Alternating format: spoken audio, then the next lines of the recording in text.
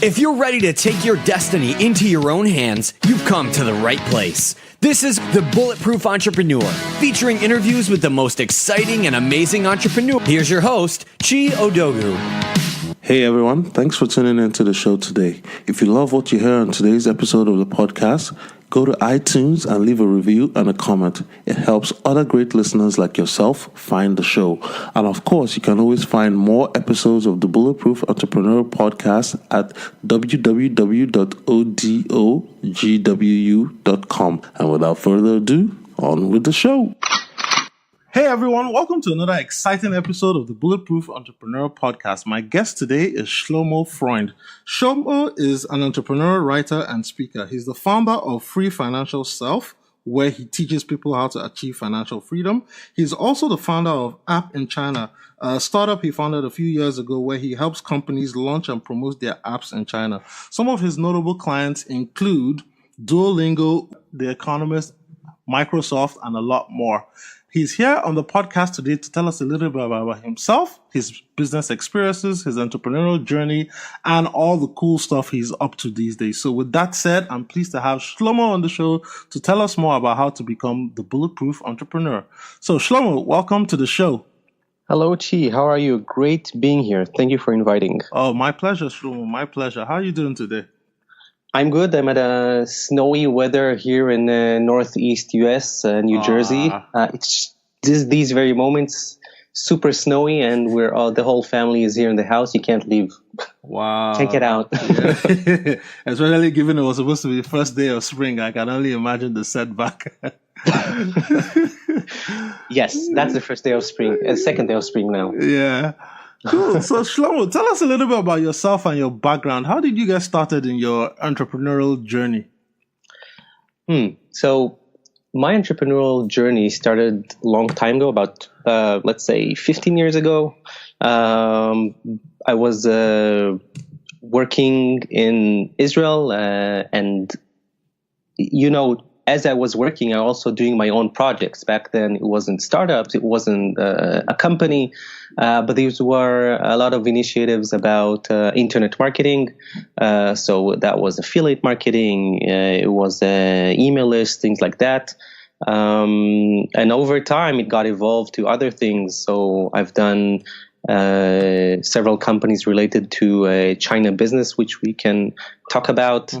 And eventually, the last two, which are App in China, which is live and kicking in Beijing, and the Free Financial Self, which is the last one. Great. So tell us a little bit about how you actually transitioned over from, going from college, working in Israel, to becoming a China expert, to also helping companies launch their businesses or their apps in China.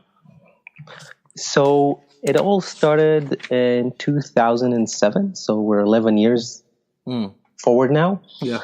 My brother-in-law decided that he wants his family, his kids, to know Chinese because it's very, very important, and they went to learn Chinese after they went to learn Chinese for 2 months in Dalian, which is northeast China. And I joined them. I was in between jobs, and I thought that was a good thing to do. So I joined for two months of Chinese studies, and this is when my China romance started. But that was a long time ago. And as I mentioned, after that, I went back to Israel. I did a few failing projects or startups related to China business. I had a webinar business. We tried to bring Chinese books to Israel because back then there were more and more Chinese people learning Chinese in Israel. But now I understand that was ahead of time. Now we would probably be much more successful. But eventually, after I got married, after a year, me and my wife decided that why not try and go and live in China. We really wanted to do that, see how it is, maybe create something there. We didn't really know what's going to happen. So we packed our backpacks and moved to Beijing. That was the end of 2011. And it took about a year to a year and a half to really realize what I'm creating there, why I'm there, and this is when App in China was born. I tried a few things there before that, but App in China is obviously the most successful one, and as I said, still running. Yeah. So what you just mentioned there, you said your brother-in-law wanted his kids to learn Chinese, and then you also jumped into to take a 2-month intensive. So why is learning Chinese so important from your perspective, even before you started your company in China? Why was it so important? Why was it so important? So even back then, I think when China was not yet so much on the radar as today, it was already pretty obvious this is where the world is going. Yeah. By the way, 20 years ago, about 20 years ago, no, maybe a little less, let's say 18 years ago, my mother told to my twin sister, you should go and study Chinese. This is the future. Even before that. Wow. So she took 2 majors, but taking 2 majors was too difficult. So she had to give up Chinese, although she did start. So we have Chinese running in the family for a long time. Wow. So it was definitely something there, and it was clear that this is where the world is going. And more so now, obviously, these days, where I'm very involved in what's going on in China tech, China entrepreneurship. So obviously, my mind is biased towards that. But I think that when somebody who is not related to anything on what he does in China can still feel it. So the environment of moving into China to start a business, I'm sure it must have been a little bit rocky, but like you said, you started several things, they failed until App in China kicked off. So tell us a little bit more about, when it comes to starting a startup or an entrepreneurial venture in China, what were some of the initial challenges, and also what were some of the peculiarities you faced? So when I arrived to China, entrepreneurship was not a common thing, not among Chinese at all. And there wasn't a lot of information also for entrepreneurs coming to China. Okay. I then started a blog, it still exists, called Startup Noodle, which helps entrepreneurs understanding what's the environment is like. And slowly, it's actually very exciting thinking about this, because I feel that I really helped creating a little bit of the ecosystem in Beijing entrepreneurship. So I joined a few entrepreneurship programs, and then I became to organize and lead the Lean Startup Meetup in Beijing. Now it's called the Beijing Entrepreneurs Meetup, which is the largest meetup in Beijing, or now it's maybe the second largest meetup in Beijing. But we have events running, and that was part of forming the community, or forming the entrepreneurship community. Nowadays, there are so many events in Beijing that you can't decide which one you want to go first. But back then, there were very, very few. And yes, there were other expats. I'm not the first expat building a company in China, or moving there to be an entrepreneur. But that was not as developed as now. Yeah, because you would think that, going in there with the language barrier and other things, it'll be a little bit difficult, especially at the time you were going. Yes, granted, there were lots of experts doing business, especially from manufacturing perspective, but from the tech side in the news, even as I think back 7-8 years ago, what you were really hearing out of China was basically China is good at replicating stuff and not being innovative. So when this entrepreneurial drive started while you were there, and with the meetups and everything popping up, I'm sure you started seeing things shift from not just being able to replicate stuff, but also start to innovate and create and generate solutions to problems that are local. Definitely. I mean, as you realize that what's going on today in China started then, it's pretty amazing.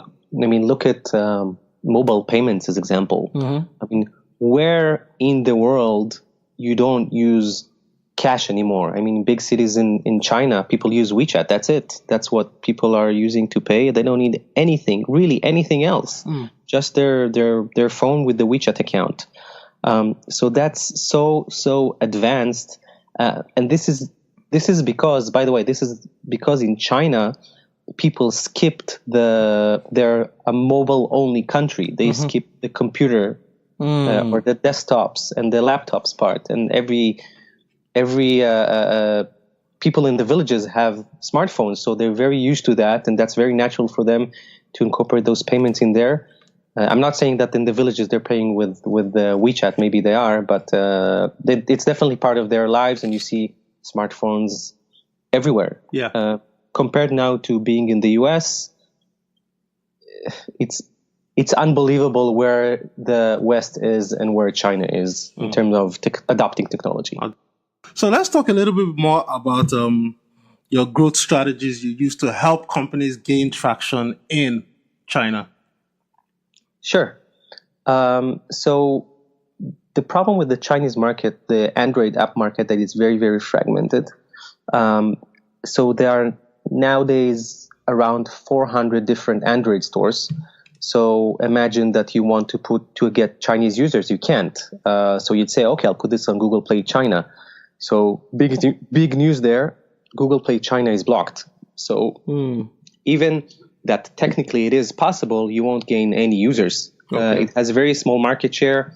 Probably a few foreigners, not a few, but let's say the foreigners are using this when they're using a VPN, so they have access, maybe some Chinese, but except of that, it's basically blocked and very hard to get. And also using the other stores to download apps is much easier.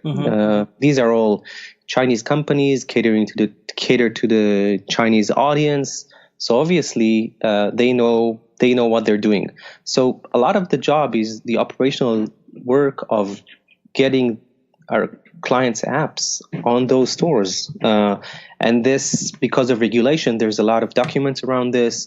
There's a lot of back and forth. Let's say the app is rejected for some reason, so you communicate with the stores, understand why, then sending another version. It's not a 10-minute work like in Google Play, where you just send it and that's it.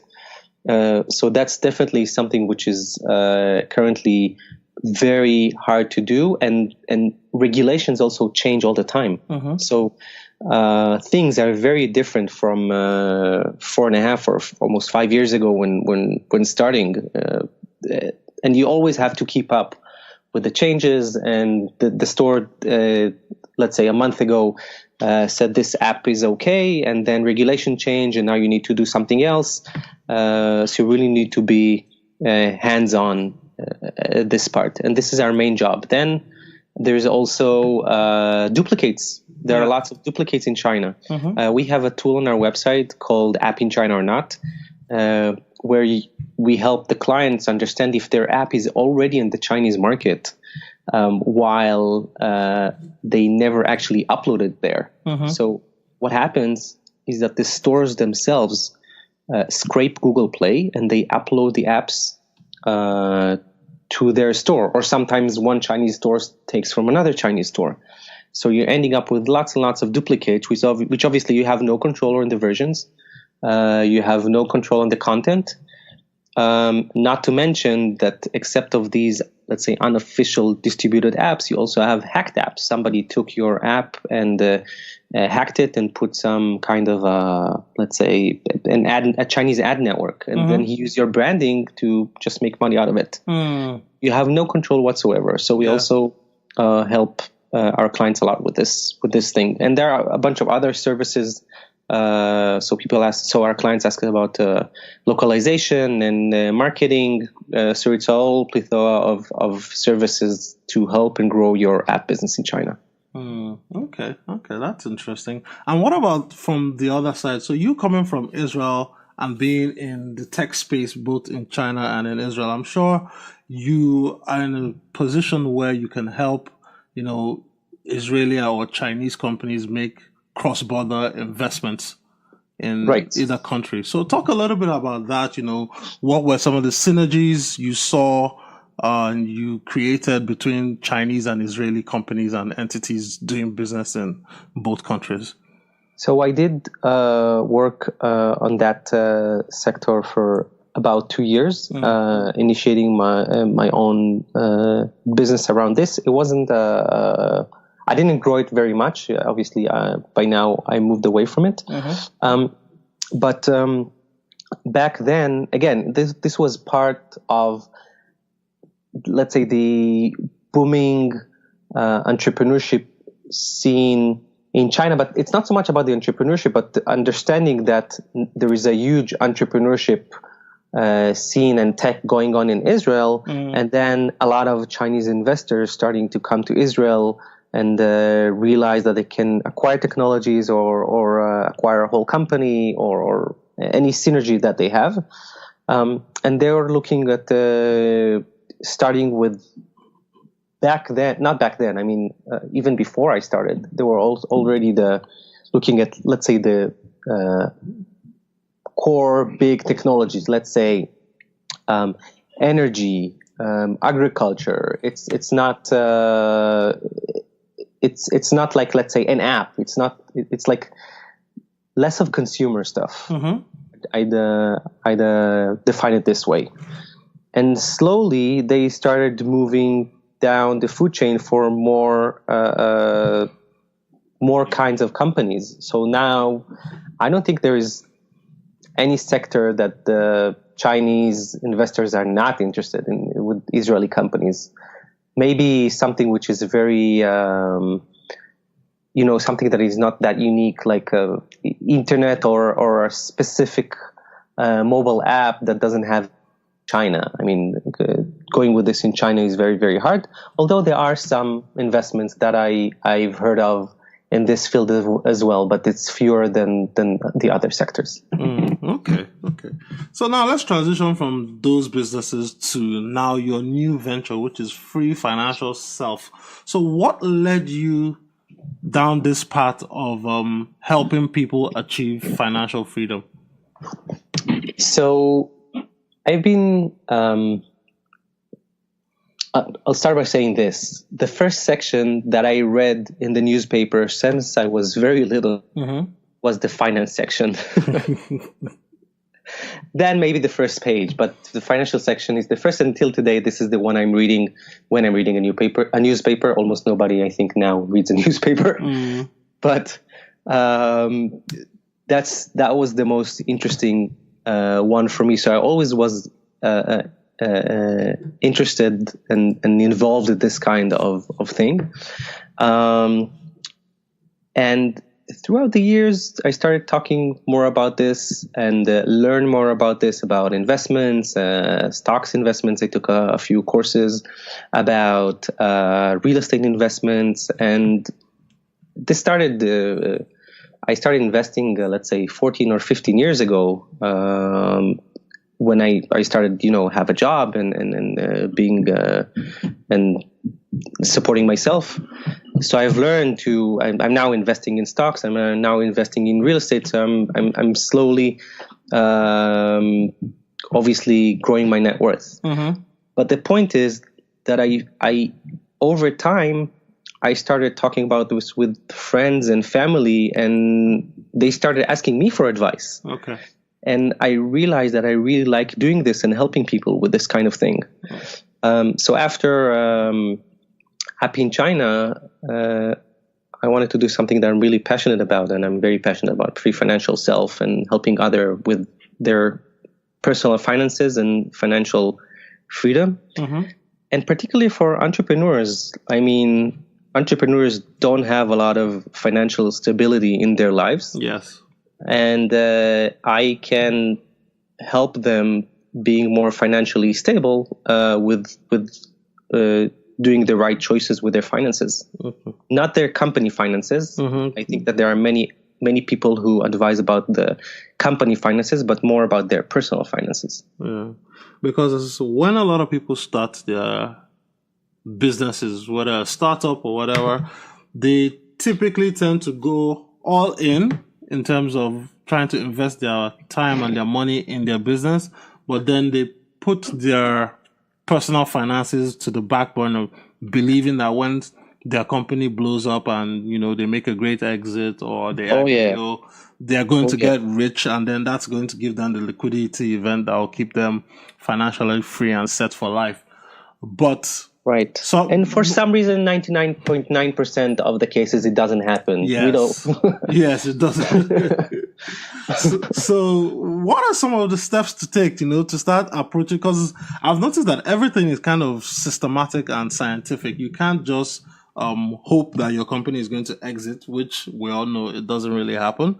But what are some of the initial steps an entrepreneur can take to at least give themselves some type of financial cushion as they're building their business on?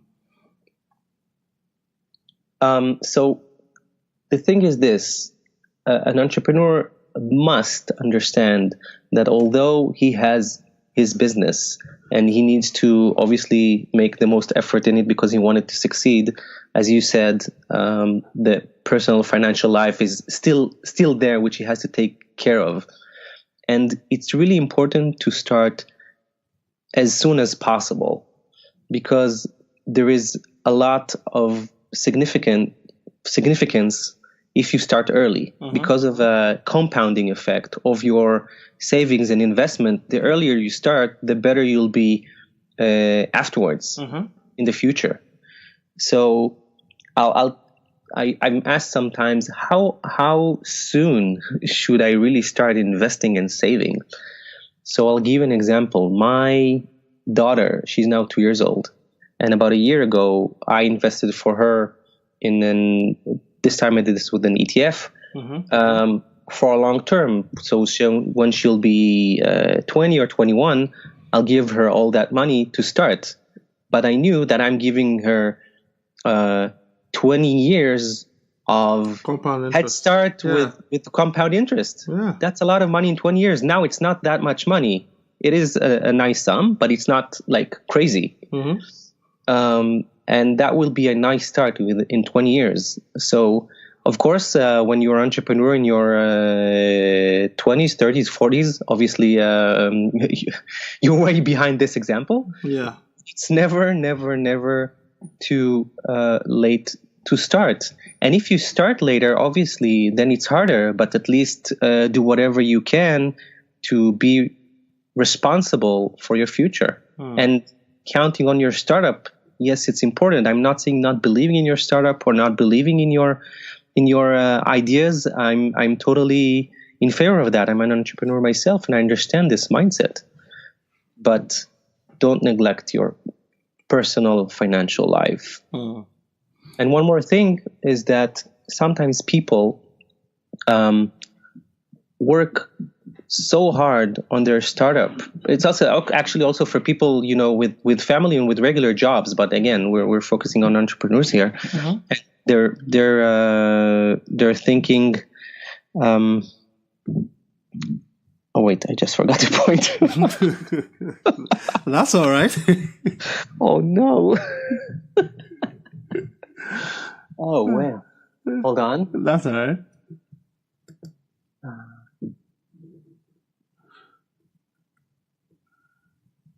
I'm sorry. Okay. I'm sorry to have to cut this out. No worries. We'll get on it. All right. So, but what are the principles you've used to help you get on the path to financial freedom is achieving a minimalist state for you and your family, which is, you know, traveling light, not spending a lot or acquiring stuff, and also being digital nomads. And I read somewhere that your home base in Israel is a yurt. Am I saying that correct? Yeah, that's correct. Yeah. So tell us a little bit about those practical principles that you are applying for yourself and your family, because I know doing this is also creating excess cash. When you live minimally, you can travel. You know, you're not tied down to anything, so you don't have all those recurring expenses. So talk more about some of those practical steps. Sure. So we decided after moving back from China, it took us about a year. We lived somewhere else, And then we decided, I mean, for a few years, we wanted to build a yurt. So we built that. No, explain for people who don't know what's a yurt, because I had to look it up. So if you do, I think a Wikipedia search, it would be a Mongolian tent. So it's basically a one round space made out of wood. And you can divide it into rooms, which we have a bedroom and a toilet, of course, with a bath. And basically there are no walls, so there is a wooden, let's say, wooden planks that are the walls. But except of that, it's basically insulation, and then at the outside is basically PVC plastic. And so it's one space. It is, when you touch the walls, it's actually, there isn't really a wall there. This is what I can say. Also, you hear very much what's going on outside. So it's a very nice and cozy feeling, especially when it's raining. It's actually a pretty nice feeling hearing the rain. We know exactly when the rain is and how strong it is. And so you also feel very part of nature actually with these things. So this is what a yurt is, and we decided we're going to build one. It's not huge. It's we have 50 square meters at the bottom and another 8 square meters at our loft upstairs, and it's basically enough for what we need. More than enough, though, for what we need. And it was fairly low cost to build, and it's very flexible to change. So if we want changes in the future, it would also be pretty low cost to do. And it also enables us, while we travel, to rent it out. So we can also, save more on travels. And also, while we are at home, so many of the weekends, we anyway go to our families in Israel on the weekends. So we would rent it out on Airbnb. So if you can go to Airbnb, you can find our yurt. And people come for 3, sometimes 4 nights. We even had longer times. So because we live there, then we don't accept every booking, of course. Because we still want to live in our home. But when this actually coincides with our plans, or we plan around our bookings, that actually works great. So it does help to also make extra income from that. So basically, you're maximizing every resource you have available to you. Yeah, I do that, definitely. It's not only with our house. It's also a matter of tax planning and other things that you need to do in order to maximize your benefits and what you can do. But Airbnb is a really easy one. Even if you have a room in your house, I mean, why not use it? People think, oh, it's a stranger in my house. It's like, yes, it is, but maybe it's worth for you thinking if this is something that you do, if you need extra income. And don't think about this maybe only $50, because think about this $50 compounding over 30 years. This is what you should do. You should save it and invest it. So this is then a significant amount. It's not only those $50. So that's really important to think about. So if somebody were to call you and say, hey, Shlomo, I heard what you said on this podcast. I'm really struggling financially, but I do see that there's an importance that I need to take control of my life and my destiny and my future by start working towards getting on the path to financial freedom. When you get that call, what are some of the initial, consultative or diagnostic discussions you have with that person before they now have to go and start implementing some of the strategies and the tactics? So I will help people first understand what their financial goal is. There is a difference. If you now live, let's say, in the US, but you later on in your life willing to move to, let's say, Southeast Asia, where it's very cheap.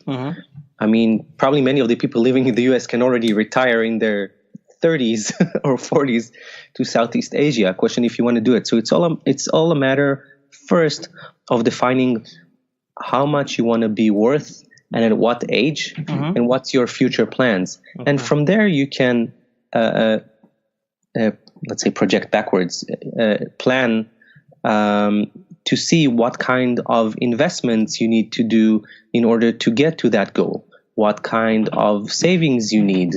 Are you on a negative cash flow or a positive cash flow? If you're a negative cash flow, I'll help you get into a positive cash flow. So you also you actually have something to invest and save, to save and invest. If this is a positive one, great. Then we now need to get to the next stage of where do I invest? For how long? What are my investments opportunities? Would that be a business? Would that be real estate? Would that be the stock market? There are a lot of possibilities out there. You just need to plan ahead and use them in your favor to reach your financial goal and financial freedom. So it's all about figuring out where you want to be and then working backwards to achieve your goal.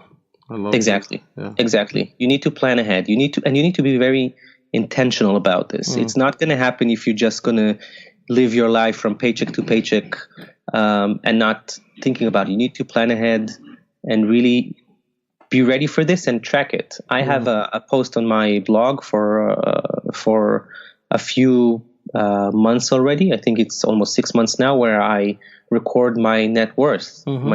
So this is to inspire other people to do the same. So they would know if they make progress, and if they don't make progress, why they don't make progress. I write that analysis of where I think I am, what I should improve, what I think that I'm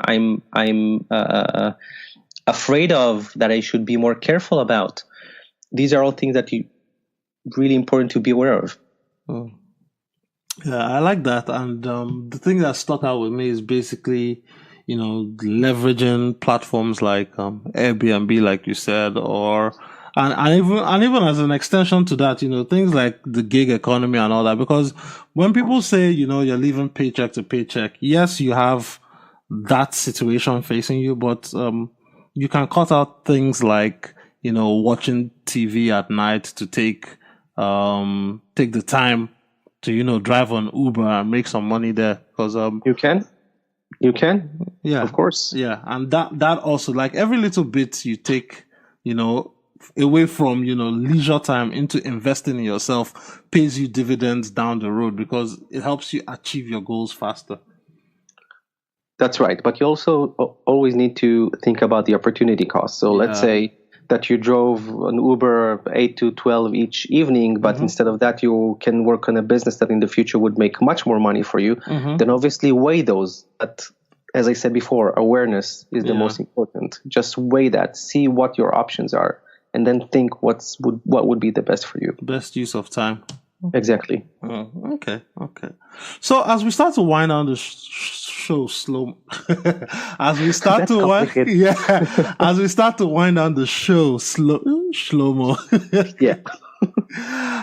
What are some of your favorite tools, tips, tricks, apps, or books that have helped you, stay sharp as an entrepreneur, as well as a thought leader and speaker? You write for several blogs. You used to write for Forbes. So what are some of the tools you've consumed or you continue to consume in the past that keep you ahead of the curve in your profession? Okay, I'll give you two. So one wonderful book that I'm reading right now is called Scale Up or Scaling Up. Okay. And this is the author have a very complicated name, so we'll have to look it up. Yeah, Vern. And this Vern. Yeah, Harnish. Yeah. That's his name. Yeah. So he really teaches a lot about how to scale up a business. What are the pitfalls? In a very pragmatic way. It's no fluff there. Very to the point and very, very interesting written. And the second one that I've read about a month or 2 months ago is called Early Retirement Extreme. And this guy shows, and again, you can add maybe in the show notes the author name because I don't remember it. Okay. And this guy shows what's the best utilization of your time and what you should do to retire early. And it is achievable to retire at your 30s. He even said in the 20s. It all depends on how much of your salary, on your initial salary, you're actually saving. Mm-hmm. And I've heard of people who are saving 80 to 90% of their salary. And the average, I think, is about 10 to 15%. Yeah. This is why people are working so late in their lives, because they're saving so little. Just so little is actually compounding. Instead of 80 or 90%, it's only 10. I agree. So that's a it's a huge difference. So that book also taught me a lot. Mm-hmm. It's a very philosophical book, and at the end he has a section which is very, very practical. So it's a combination of both. Yeah, and as you mentioned that, I also remember that in addition to you working, on your businesses and helping other people achieve the path to financial freedom, your wife also works in a remote job, which is another cool thing, because a lot of people sit down and they think, okay, yes, I'm either in New Jersey, New York, or Toronto, or wherever, and life is expensive here. That's one of the reasons why people don't save a whole lot. Well, that's one of the reasons. That's not the entire reason. But looking at all things like, getting remote jobs and acquiring the skills to be able to do that, because I know in your blog, you talked about how your wife was a product manager and then she learned coding and became a quality analyst, I believe. She's now the support manager of the company. Yeah. And but with those skills, she's able to at least apply her trade from wherever she has an internet connection, correct? That's right. Yeah. That's right. That was also intentional. I mean, part of the thing was, after she left her last job, was to find a remote job, and she could have found a better, let's say, I can't say better, I can say a higher paying job in Israel that is not remote, but that was a choice to reduce the amount that she gets, but that would be remote, and then she can work from everywhere. Yeah. And that really increased our quality of life. So we have our 2-year-old with us the whole day, and we're able to spend time with her and watch her growing, and also able to do our work while we're with her. So that's definitely helps. And obviously we're not standing in any traffic jams or wasting money on gas going to our workplace. So that obviously helps a lot. So, but for people who can't do that, who can choose to do remote, although I highly recommend, there are some things that you still can do to improve. I mean, you can, first of all, try to, let's say, handle with only a single car or maybe no car. You'll be surprised of what we can do. I mean, people think like walking a few kilometers or taking the bus is so hard or so inefficient. But maybe it is efficient. Maybe you can work while you're on the bus, or maybe do something else, or maybe it's a podcast while you bike. I mean, there are a lot of solutions that people just are not aware of. Yeah. And for people who want to take vacations, as example, I would say accumulate all your yearly vacation time to maybe a month or whatever, or 2 months. Let's say if you're working in Europe, you probably have almost 2 months of accumulated vacation. Yeah. And then go to a vacation, to a low cost place and rent your place where the high cost. You even might make money on your vacation. And if you can, some of the time also ask your employer to work remote, then it's not everything is actually vacation. So maybe you're not totally location dependent, but at least you got some of that, and work toward that and be intentional about it and try to get more and more of that. If this is what you want to do, go ahead and get it. Yeah. So, I mean, I don't know what else to say, guys. It's like, the tools are really just there at your fingertips. You only have to like reach out and research, and of course figure out what you want to do, and then just go do it. But Before I let Shlomo go, tell us a little bit more about where we can find you, connect you, and of course, possibly reach out to you if we want to learn more about free financial self and any other topic. Sure. So you can reach me at freefinancialself.com. And I also have an Instagram account, which is surprisingly at freefinancialself. So you can also follow me there and connect with me there. Look up my name on Facebook or on LinkedIn. I'm very active on LinkedIn as well. Yeah. I post a lot of videos with financial advice and Q&A. So if you want to send me your question, or either on live Instagram that I do a Q&A, you're most welcome. I'd love to get your questions and connect. These are the places. Great. And I'll put all those links in the show notes once this episode is edited and ready to go. So Shlomo, it's really been a pleasure having you on the show. I want to thank you for taking the time to come out to share your story and your words of wisdom with the audience and of course with me. Thank you very much, Heath. Thank you very much for inviting. Hey everyone, thanks for tuning into the show today. If you love what you hear on today's episode of the podcast, go to iTunes and leave a review and a comment. It helps other great listeners like yourself find the show. And of course, you can always find more episodes of the Bulletproof Entrepreneurial Podcast at www.odogwu.com.